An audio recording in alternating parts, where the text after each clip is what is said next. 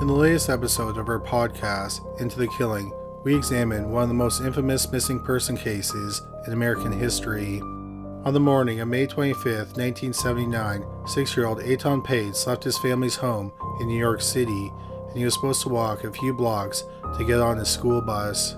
It was the first time he was walking to the bus stop alone. But sadly, he never got on the bus, and he was never seen again. In the mid-1980s, milk cartons started printing photos and information about missing children. One of the first kids they chose was Eitan, and he became synonymous with the campaign. A few years after Eitan went missing, a promising suspect emerged, but it would still be decades before the case was closed. You can find Into the Killing on Spotify, Stitcher, Audible, and anywhere you find great podcasts. Before we start today's video, we want to take a minute to bring you a word from our sponsor, Bingo Quest Summer Garden Adventure. Bingo Quest Summer Garden Adventure is a free-to-play mobile game that I'm obsessed with. It's an exciting game where you play multiple bingo cards and you can get multiple bingos in every game. You win prizes that help make the next levels easier. Yes, bingo!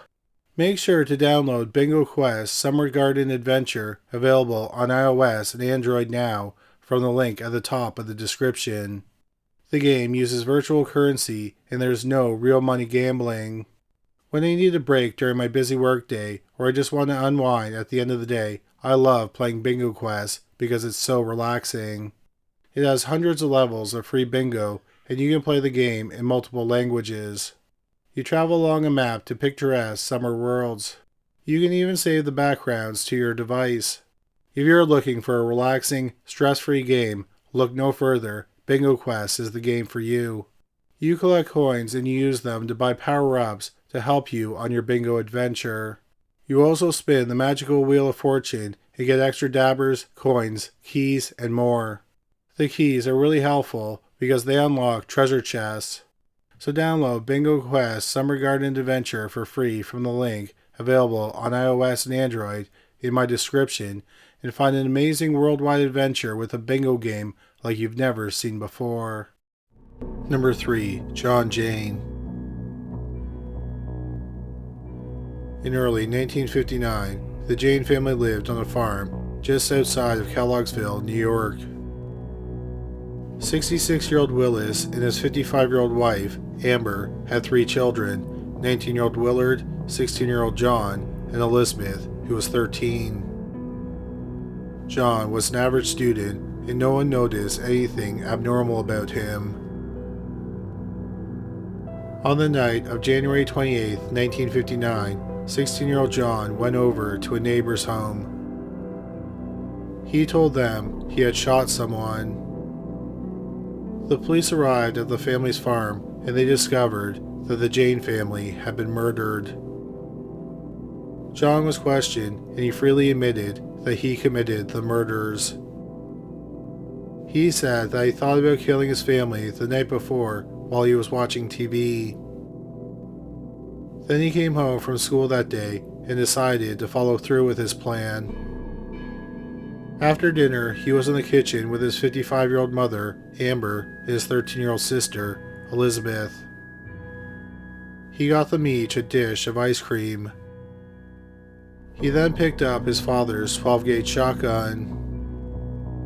He shot them both in the stomach and in the head. He then went out to the barn where he shot his father twice with the shotgun. When John killed his father, mother, and sister, his 19-year-old brother, Willard, was working out a local plant. John decided to wait for him. He hung out in the front yard and waved at several neighbors who drove by.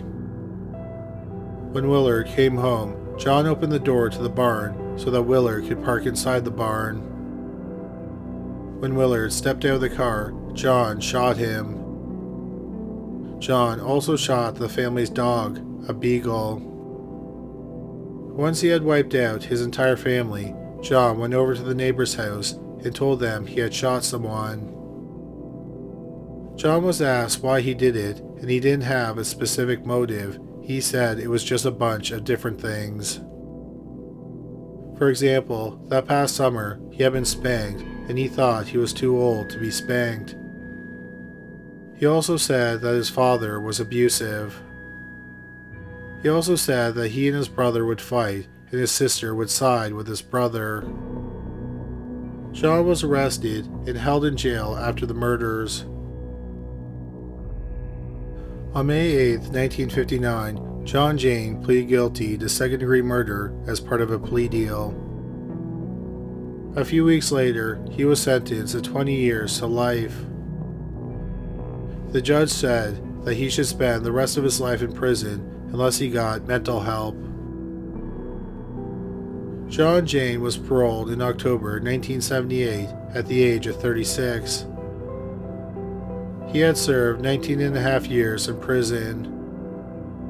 It's unknown what happened to John after he was paroled. He wasn't convicted of any other crimes, and he has stayed out of the media spotlight. If John Jayne is still alive at the time of this video, he's 78 years old. Number 2. Unnamed 14-year-old boy. Arthur Irwin, who went by his middle name, Bruce, was a famous gambling expert. The Canadian-born man was a dental technician until 1962. Then his uncle died and left him with a mathematical formula that supposedly would ensure he always wins at games of chance. This includes games like blackjack, roulette, and craps. Bruce traveled around North America gambling using the formula. He spent 4 months in Las Vegas, but then he started getting in trouble with the casinos. He claims that in 3.5 years, he won $200,000. Accounting for inflation, that is about $1.5 million in 2021. In 1967, Bruce published a book called The Midas Touch. It was about his experiences gambling, but it did not give his formula for winning. However, the formula was for sale, it just wasn't in the book that had a cover price of 95 cents. Instead, people could write to Bruce and buy a photocopy of the formula for $25, which is about $200 in 2021. In the 1970s, Bruce Irwin traveled to Europe and tried his system, but he ended up losing money. He said that thinking about the system in different currencies affected his concentration. Evidently, Bruce got his skill back because he was eventually banned from the 5 biggest casinos in the United Kingdom. He was also eventually banned from the casinos in Las Vegas. Bruce made many media appearances where he showed off his gambling skills. He took on both human competitors like mathematicians and computers.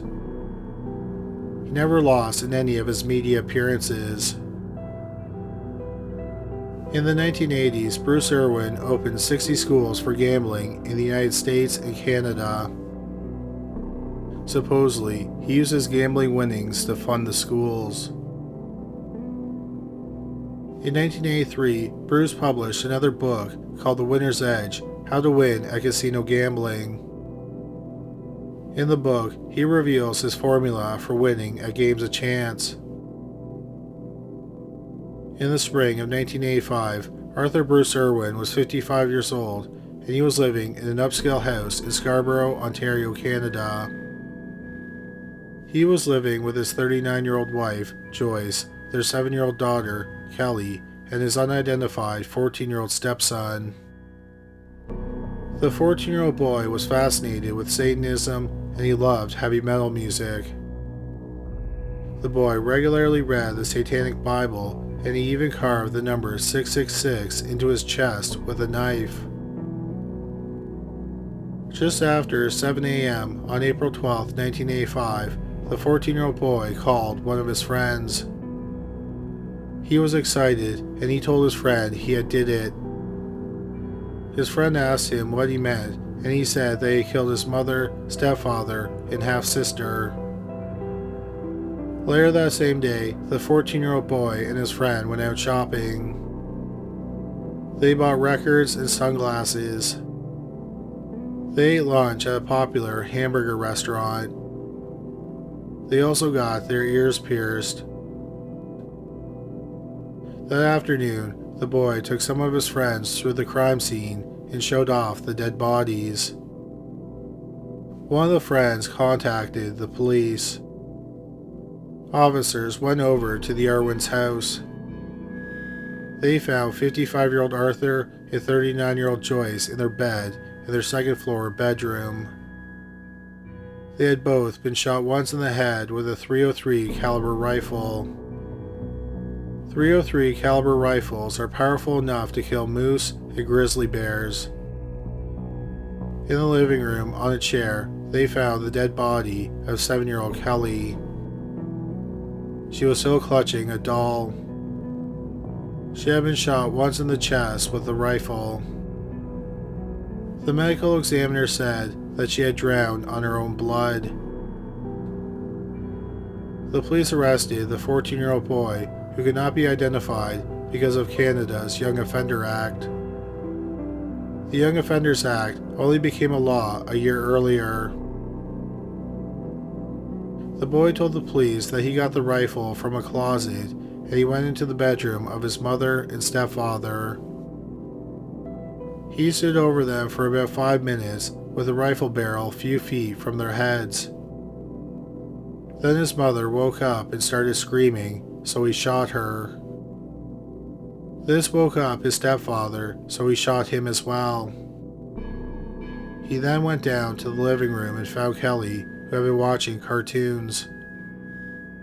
She was crying and hugging her doll, too scared to move. He shot her in the chest. The boy claimed that he wasn't in control of his body when he committed the murders. Instead, another entity, Eddie, the mascot of the heavy metal band Iron Maiden, was in control. He thought that by committing the murders, it would set Eddie free. The unidentified boy went to trial in December 1985. Had he been tried as an adult, he could have been sentenced to 25 years to life. Instead, he was tried as a youth under the Young Offender Act. It was the first time that someone went to trial for first-degree murder under the Young Offender Act. The boy was found guilty of first-degree murder. For murdering 3 people, including a child, he was sentenced to the maximum 3 years of prison. At the end of his sentence, if he were to be found mentally ill or a danger to society, he could be placed in a mental institution. Many Canadians were shocked by the lenient sentence, and meetings were held. But no changes were made to the Young Offenders Act in the wake of the trial. The boy was offered counseling while he was incarcerated, but he turned down all help. Many people were afraid what might happen if he were to be released into the community.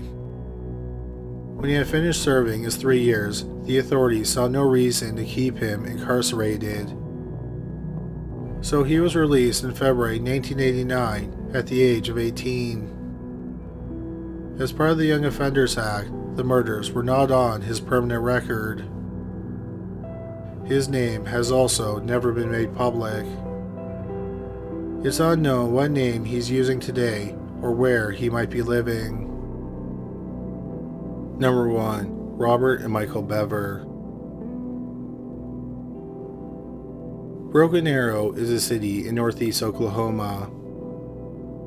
In 2015, it was home to just over 100,000 people. This included the Bever family. 52-year-old David and his 44-year-old wife, April, had 7 children: 18-year-old Robert, 16-year-old Michael, 13-year-old Crystal, 12-year-old Daniel, 7-year-old Christopher, 5-year-old Victoria, and 2-year-old Autumn. The children were homeschooled, and the family generally kept to themselves. People in the neighborhood saw the children but not many of them knew them by name. At 11 p.m. on July 22, 2015, the following call came into 911. Clear 911. Broken Arrow 911. Hello? Hi, where are you at? Broken Arrow, Oklahoma 7411. What address? 709 Magnolia Court. Okay.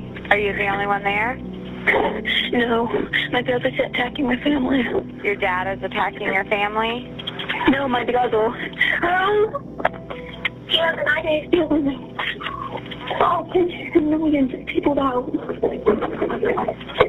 Okay, who's attacking your family? What? Who's attacking your family? Yes. Who is it? Do they have...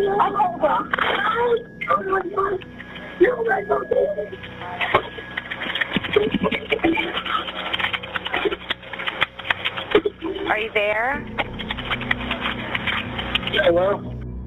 The police went to the address where the call came from, and they saw blood on the front patio, so they entered the house.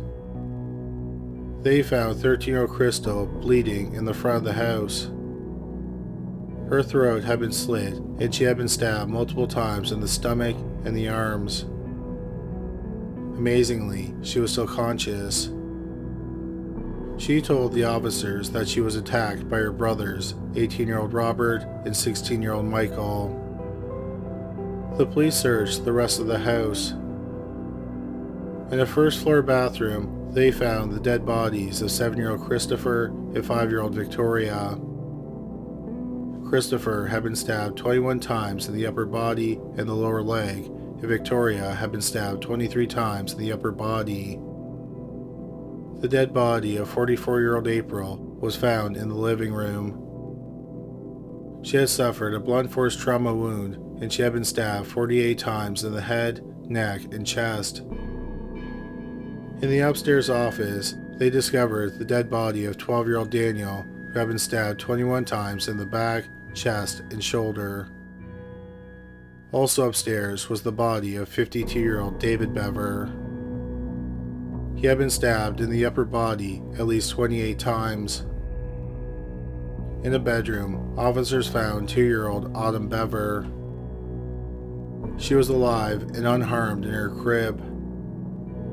Out of the 6 family members who had been attacked, Crystal was the only one who was still alive, so she was rushed to the hospital.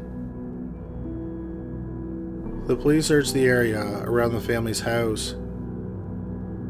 In a wooded area behind their house, they found 18-year-old Robert and 16-year-old Michael. They were both covered in blood and mud. Crystal underwent emergency surgery, and she survived the brutal assault. Based on Crystal's statements and what Robert and Michael told the police, the investigators were able to piece together what happened. For at least a year, the brothers planned the murders. Robert had started buying guns and ammunition online. The guns were sent to a local gun shop, and this is where the brothers ran into a problem. They needed someone 21 or older to pick the guns up. The morning after the massacre, they were expecting over 2,000 rounds of ammunition to be delivered to their home. They had also started buying knives and body armor, which they kept hidden in their bedroom. Crystal told her parents that her brothers were collecting weapons, but they didn't do anything about it. They just thought that Robert and Michael wanted attention. Around 11:30 on the night of the murders, most of the family was in bed. The matriarch, April, was up and she was watching TV. She told Robert and Michael, who were also up, to wash the dishes. Instead, they went to their bedroom. Crystal, who was also awake, went to the bedroom and saw Robert and Michael putting on body armor, and they had a collection of knives out on the bed. Crystal wasn't alarmed because she had seen her brothers put on body armor before, and she knew they had knives. They told her to look at something on the computer. When she did, she turned her back to them. Michael said, "Should we do it now?" Robert replied, "Yeah." Then Robert slit Crystal's throat. The plan was to kill Crystal quickly and quietly, and then hide the body in the closet. Then they would kill the rest of the family one by one. But that didn't happen. Crystal started fighting back, and Robert kept stabbing her. She then ran for the bedroom, screaming. She managed to make it out the front door, but she was caught and pulled back into the house, where she was stabbed several more times. Robert then turned his attention to his 44-year-old mother and stabbed her to death. The attacks and the screaming woke up most of the children in the house. 7-year-old Christopher and 5-year-old Victoria got into a bathroom and they locked themselves in. Michael went to the bathroom and asked them to let him in because Robert was trying to kill him. One of them opened the door, and once inside, Michael stabbed them both to death. Then Robert and Michael went to the home office where 12-year-old Daniel was hiding behind a locked door. He was the one who called 911.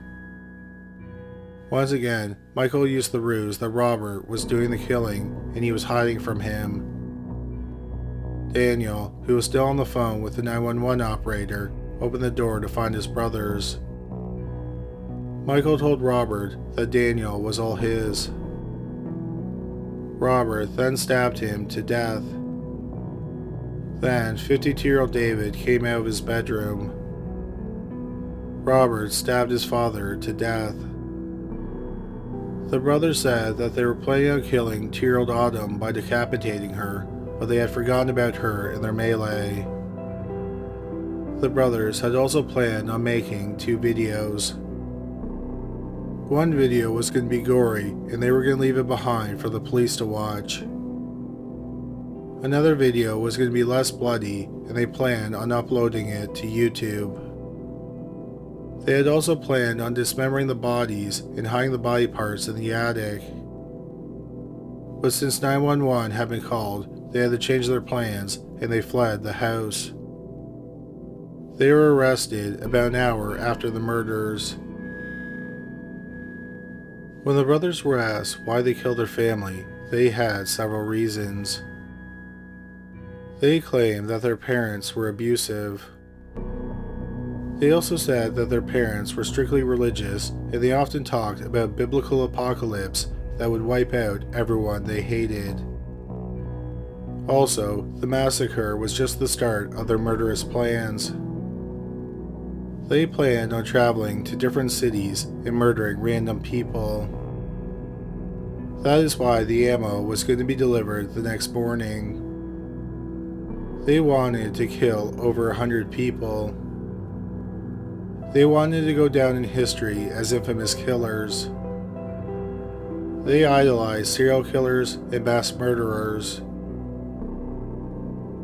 In October 2015, it was determined that Michael, who was 16 years old at the time of the murders, would be tried as an adult. Nearly a year later, in September 2016, a plea deal was struck with Robert. He pleaded guilty to 5 counts of first-degree murder and 1 count of assault and battery with intent to kill. Instead of being sentenced to death, he was given 6 life sentences without the possibility of parole. A few months later, in March 2017, a fire destroyed the Bever house, which had stayed vacant since the murders. It was decided that a memorial park would be constructed on the property. Michael Bever's trial started on April 20th, 2018. Robert testified, and he took responsibility for the murders. He said that he never saw Michael stab anyone. The trial lasted a little less than 3 weeks. Then the jury deliberated for just over 5 hours. Michael Bever was found guilty of all the same charges that his brother was convicted of. For the 5 counts of first-degree murder, Michael was given 5 life sentences. For attempting to kill Crystal, he was sentenced to 28 years in prison. Even in prison, Robert has not been able to stay out of trouble. In July 2019, he attacked prison staff with an 8-inch long sharpened instrument. It was not made public if anyone was hurt in the attack. In August 2020, Robert pleaded guilty to 2 counts of assault and battery with a dangerous weapon and 1 count of possessing a weapon in a penal institution. He was given 3 life sentences, which are to run concurrently with his consecutive life sentences. Robert Bever, who is 24 years old at the time of this video, is serving a sentence at the Joseph Harp Correctional Center in Lexington, Oklahoma. 22-year-old Michael Bever is serving a sentence at the Lexington Correctional Center in Lexington. It's expected that both brothers will die in prison. Thank you so much for watching today's video. Please don't forget to check out our sponsor, Bingo Quest Summer Garden Adventure. It's a fun and relaxing game that's available for Android and iOS. You can download it from the link in the description box below this video. Also, please listen to the latest episode of our podcast, Into the Killing. In this episode, we discuss a famous case of a missing boy whose face was plastered on milk cartons, Aton Pates. Into the Killing is available on Spotify, Apple Podcasts, Google Podcasts, and anywhere you listen to great podcasts. Well, that's all for today. Thanks again for listening.